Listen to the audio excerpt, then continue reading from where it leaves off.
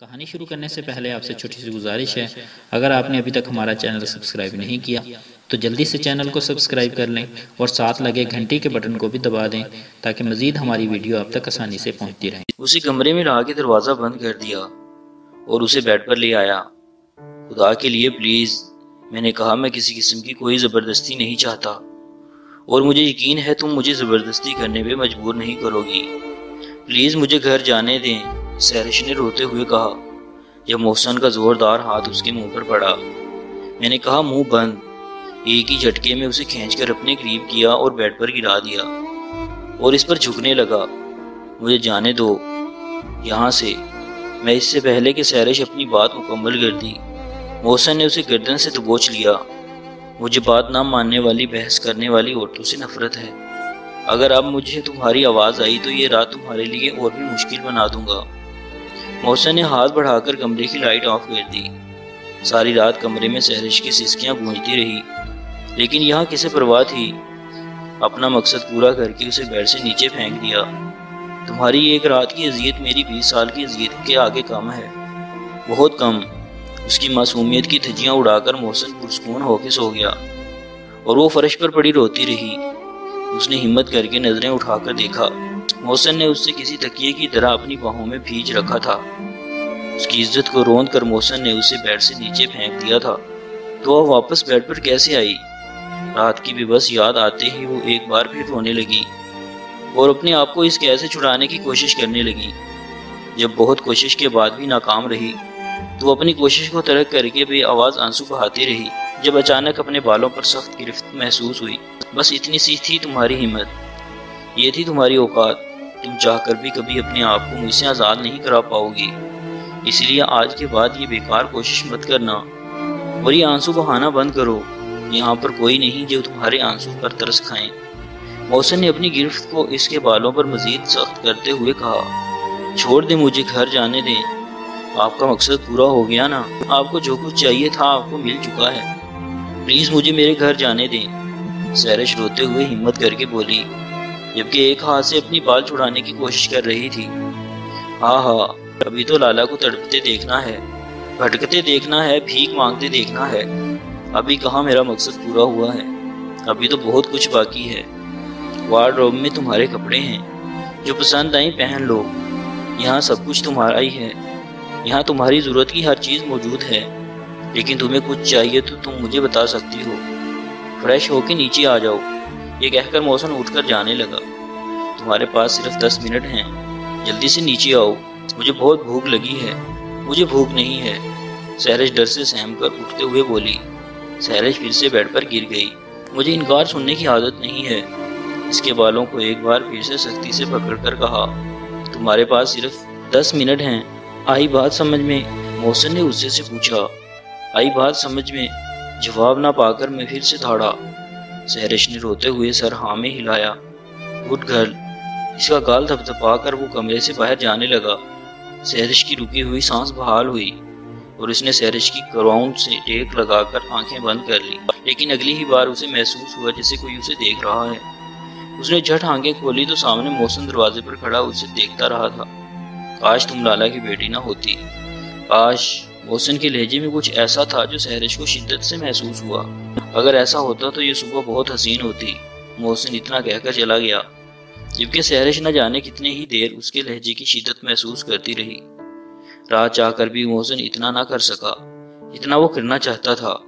وہ اسے بدلہ لینا چاہتا تھا، لیکن اس کے قریب جاتے ہی اس پہ اپنی شدتیں لٹانے لگا۔ اسے خود بھی احساس نہ ہوا۔ رات کو اسے اگر کچھ یاد تھا تو بس اتنا کہ اس کی باہوں پر اس کی پرنسز ہیں، اس کی شرعی اور قانونی ملکیت، اس کی بیوی، اس کی محبت، اور اس وقت وہ کسی اور چیز کو یاد بھی نہیں کرنا چاہتا تھا۔ لیکن جب اسے اس بات کا احساس ہوا تو اس نے ایک جھٹکے سے خود سے دور زمین پر پھینکا اور خود پر غصہ آنے لگا۔ اسے خود سے دور پھینک کر کروٹ بدل گیا۔ نہ جانے کتنی دیر کمرے میں سہرش کی سسکیاں گونجتی رہی، پھر آہستہ آہستہ وہ سسکیاں تیز ہانسوں میں بدل گئیں۔ ایسا لگ رہا تھا جیسے اس کی سانس روک رہی ہے۔ محسن خود پر کنٹرول کیے لیٹا رہا، مگر جب اس کی سانسوں کی آواز تیز ہوئی تو محسن سے مزید برداشت نہ ہوا اور وہ اٹھ کے اس کے قریب آیا اور اسے ہلانے لگا، لیکن وہ ہوش کی دنیا میں نہ تھی۔ اس کا پورا جسم برف کی طرح ٹھنڈا ہو چکا تھا۔ محسن نے اس کی نفس چیک کی جو بہت دھیمی چل رہی تھی۔ سہرش اٹھو اسے پکارنے کی کوشش کی لیکن وہ ایسے ہی بے ہوش پڑی رہی۔ محسن نے پریشانی سے اس کے گال تھپتھپائے۔ 2-3 بار ایسے ہی پکارنے پر جب وہ نہ بولی تو محسن اسے اٹھا کر بیڈ پر لے آیا اور اس کے ہاتھ سے ہلانے لگا۔ سہرش پلیز آنکھیں کھولو۔ کافی دیر ایسے ہی ہاتھ پیر سے ہلاتے رہا۔ جب سہرش نے ذرا سی آنکھیں کھول کر دیکھا اور پھر آنکھیں بند کر لی، یقین کر کے کہ اب وہ ٹھیک ہے، محسن نے پرسکون ہو کر اسے اپنی باہوں میں بھینچ لیا۔ السلام علیکم صاحب جی۔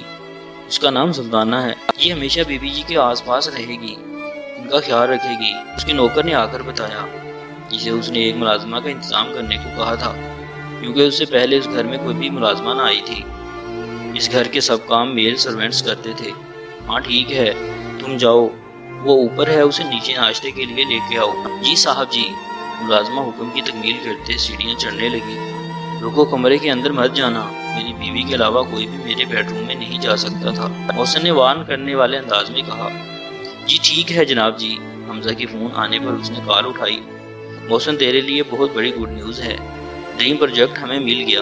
لوگوں کو سب سے زیادہ تیری پریزنٹیشن پسند آئی اور ان لوگوں کو یہاں کے کسی مسئلے سے بھی کوئی فرق نہیں پڑتا۔ پولیس عورت کے ایکسیڈنٹ والے معاملے کو اخبار والوں نے کافی بڑا چڑھا کر بتایا ہے۔ خیر ہمیں اس سے کوئی فرق نہیں پڑتا، لیکن ایک بات ہے۔ حمزہ کہتے کہتے رکا۔ وہ کیا؟ محسن نے پوچھا۔ یہی کہ میری بھابھی تیرے لیے بہت لکی ثابت ہوئی ہے، اس کی تیری زندگی میں آتے ہی تجھے ڈریم پروجیکٹ مل گیا۔ حمزہ جانتا تھا کہ محسن ان باتوں پر یقین نہیں کرتا، تو جلدی سے اس سے شادی کر لے تاکہ تیری زندگی میں سب کچھ اچھا ہونے لگے۔ اس پر محسن مسکرایا، لیکن پھر بھی اس سے بتا نہیں سکا کہ سہرش لالا کی بیٹی ہے۔ فون بند کرنے کے بعد بھی یہی سوچنے لگا یا وہ آگے لالا کو تکلیف پہنچانے کے لیے کیا کرے گا، کیونکہ سہرش کو تکلیف پہنچا کے وہ خود 1000 موت مرا تھا۔ لالا من سمجھ نہیں پا رہا، میں تم سے انتقام لے رہا ہوں یا اپنے آپ سے؟ تم ہر بار میرے لیے تکلیف کا سبب بنتے ہو۔ کاش سہرش تمہاری بیٹی نہ ہوتی۔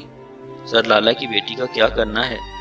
اسور نے آ کر پوچھا۔ اپنا جملہ درست کرو اسور، لالا کی بیٹی نہیں محسن کی بیوی ہے وہ۔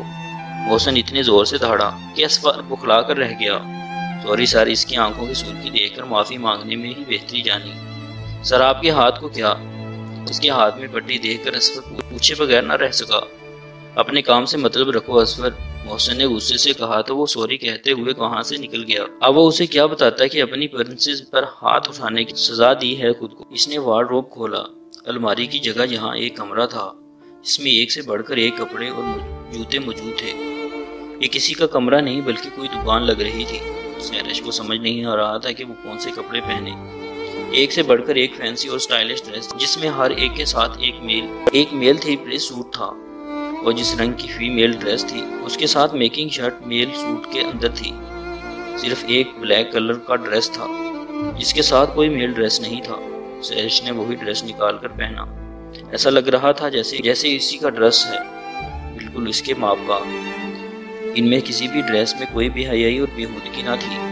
مکمل آستین کے ساتھ لانگ دوپٹہ جو بلاشبہ شاندار لباس تھا۔ سہرش نے شیشے کے سامنے کھڑے ہو کر مکمل اپنا جائزہ لیا۔ شیشے میں دیکھتے ہوئے ایک بار پھر سے اس رات کا منظر یاد آنے لگا۔ اسے اپنے آپ سے گھن محسوس ہو رہی تھی۔ کیا کوئی بدلے کے لیے اتنا گر سکتا ہے؟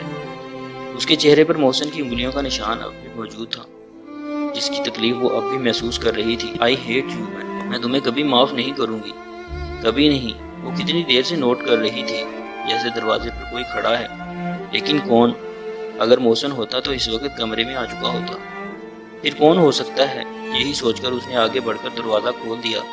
سامنے ایک عورت کھڑی تھی جو دروازہ کھلتے ہی الرٹ ہو گئی۔ ارے بی بی جی، شاہ صاحب کہہ رہے ہیں کہ نیچے آ کر ناشتہ کر لیجئے۔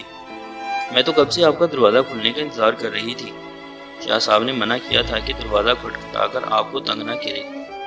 اس کی بات سن کر اس کو مکمل اگنور کر کے وہ کمرے سے باہر نکل کر سیڑھیوں کی طرف جانے لگی۔ اف، کتنی خوبصورت بیوی ہے اور اتنی ہی مغرور۔ خیر اس کا غرور کرنا بنتا بھی ہے، اتنے بڑے آدمی کی بیوی ہے۔ ملازمہ برابر آتے ہوئے اس کے پیچھے آئی۔ تمہاری ہمت کیسے ہوئی اس لڑکی کو ہمارے گھر میں لے کے آنے کی؟ دلاور شاہ غصے سے بولے، بابا یہ میری بیوی ہے، میرے ساتھ رہے گی، اگر یہاں نہیں آئے گی تو کہاں جائے گی؟ محسن ہمت کر کے بولا، نہیں مانتے ہم اسے تمہاری بیوی، ابھی کے ابھی نکالو اسے یہاں سے۔ हमारे घर की बहू सिर्फ हमारी खानदान लड़की हो लगी। किसी भी राह चलती लड़की को हम अपनी घर की बहू तस्लीम नहीं करेंगे।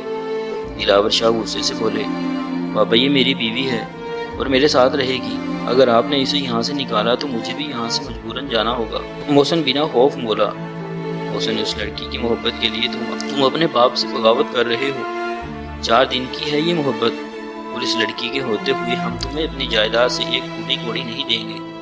भूख से तड़प तड़प कर मरोगे तो फिर नहीं याद आएगी तुम्हें ये तुम्हारी 2 टके की मोहब्बत। जब भूख दरवाजे के रास्ते से अंदर आएगी तो मोहब्बत खिड़की के रास्ते से बाहर भाग जाएगी। इसलिए जज्बात में बहकर कोई फैसला करने से बेहतर है अभी तलाक दो उसे और निकालो उसे यहाँ से बाहर। दिलावर शाह गुस्से में अपने आपे से बाहर हो रहे थे। नहीं बाबा, अगर सहरा यहाँ से जाएगी तो मैं भी इसके साथ जाऊंगा। मैंने जिंदगी भर इसका साथ निभाने का वादा किया है। निकाह करके मैं ऐसे रास्ते में नहीं छोड़ सकता। ठीक है तो फिर दफा हो जाओ हमारी नजरों से। आज से हमारा तुमसे कोई ताल्लुक नहीं है।